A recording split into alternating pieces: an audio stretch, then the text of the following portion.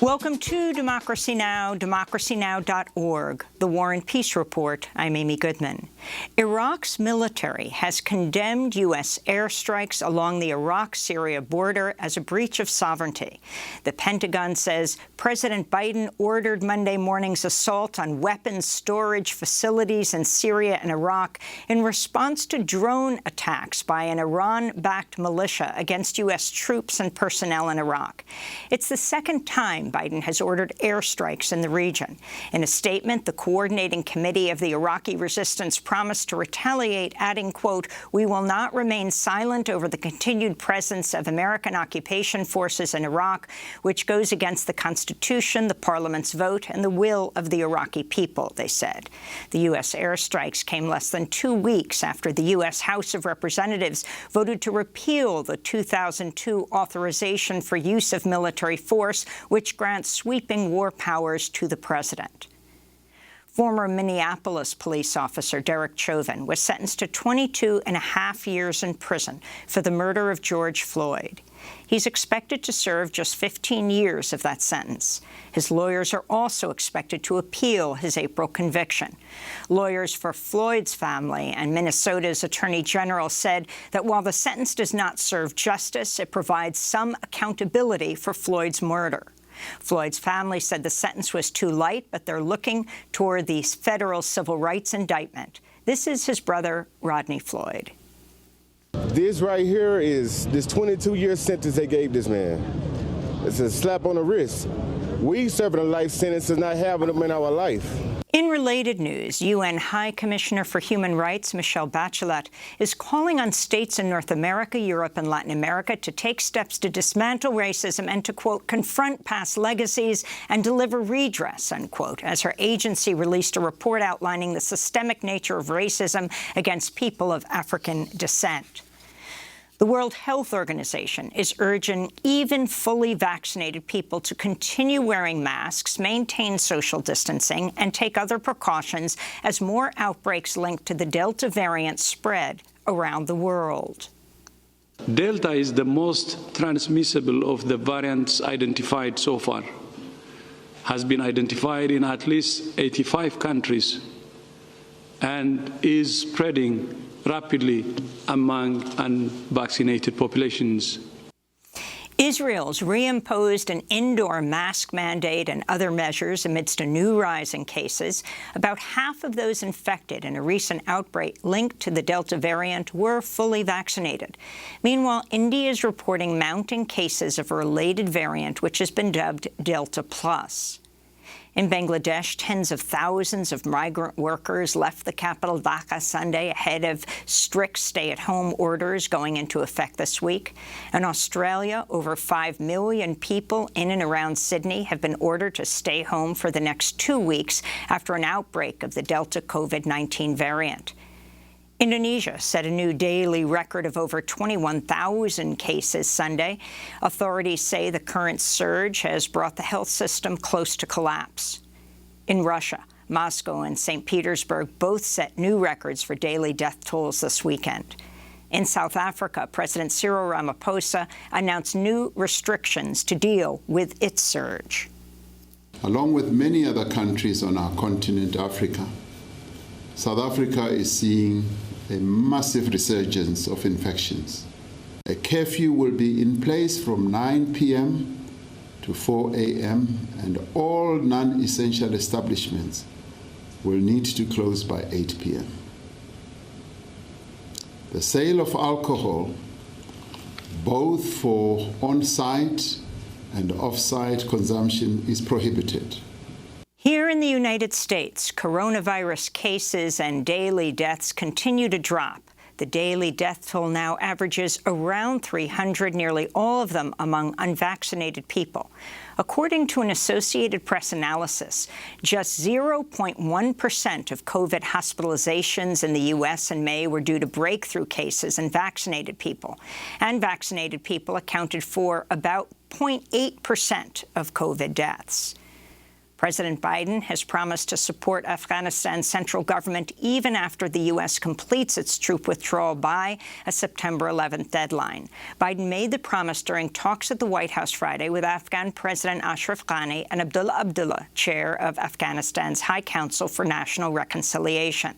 President Ghani said after the White House meeting he still hoped to engage the Taliban in dialogue. Force is not the way to compel an Afghan to submission. We still call on them to have a ceasefire and to engage in a political process, because a political settlement is the ultimate mechanism of ending a war. As Lincoln said, the best way of treating an enemy is to turn him into a friend. President Ghani's visit to Washington, D.C. came amidst a rapid advance by the Taliban into areas formerly held by the Afghan government, roughly doubling the territory under Taliban control in just the last 2 months.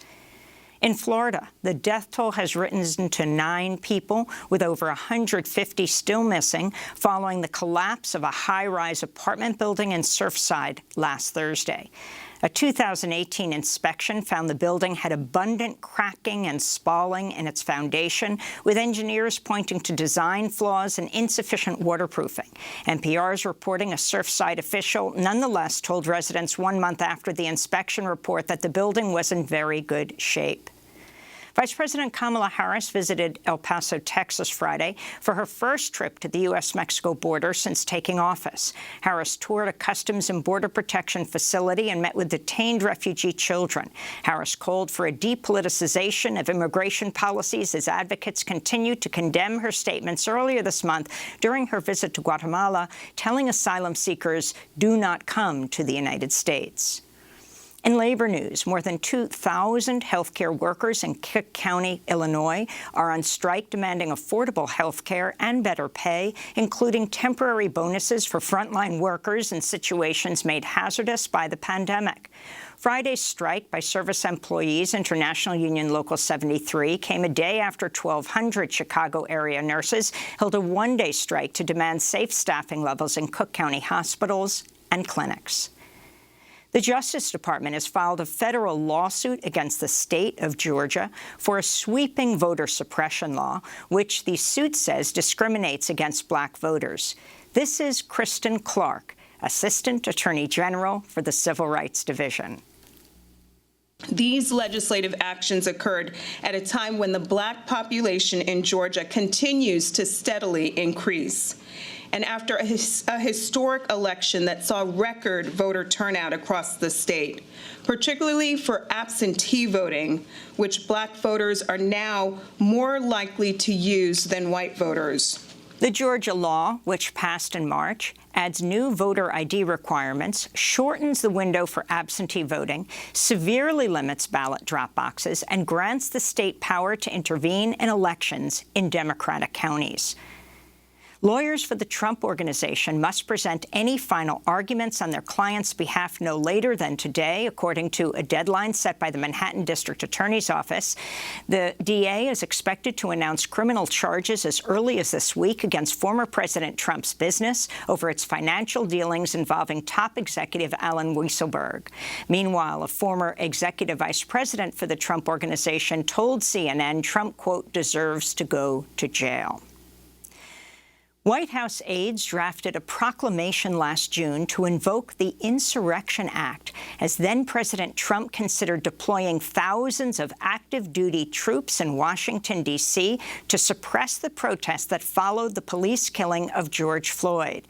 That's according to the New York Times, which reports Trump had to be talked out of the plan to invoke the Insurrection Act to call in the military. Millions of people took to the streets around the world this weekend to celebrate LGBTQ+ pride.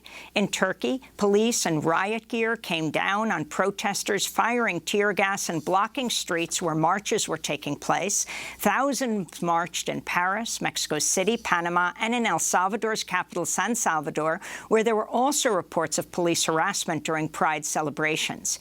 Here in New York City, two main events took place. New York City Pride held a mostly virtual ceremony for the second year in a row due to the pandemic. The event also banned New York police from participating this year after years of advocacy from Black and brown LGBTQ community members. This year also marked the third annual anti-corporate, anti-police queer liberation march. This one is corporate-free, and this one is really about the roots of the movement. This is why we celebrate and also still remember to be active and fight for our rights that still need to be met. There were reports of NYPD agents attacking and pepper-spraying revelers on Sunday night. In other news from New York, Johnson & Johnson has agreed to pay a settlement of up to $230 million over its role in fueling the opioid crisis. Attorney General Letitia James of New York announced that as part of the deal with New York, J&J will no longer manufacture or sell opioids in the U.S., and that the funds from the settlement will go towards prevention, treatment, and education efforts in New York. The settlement also allows J&J to escape a major opioid trial starting this week in Long Island, New York. And Mike Gravel, former Democratic U.S. Senator from Alaska and two-time presidential candidate who read the Pentagon Papers into the congressional record, has died at the age of 91. Gravel ran for the 2008 Democratic presidential nomination as a vocal critic of the U.S. invasion of Iraq. During a 2007 presidential debate, Gravel confronted then-candidate Barack Obama about using nuclear weapons. He switched from running as a Democratic candidate to a Libertarian one after opposing the military-industrial complex and imperialism that he said permeates the Democratic Party. Later in the show, we'll air excerpts of Mike Gravel reading the Pentagon Papers in 1971 and speaking about events leading up to the historic reading. And those are some of the headlines. This is Democracy Now!, democracynow.org, The War and Peace Report. I'm Amy Goodman.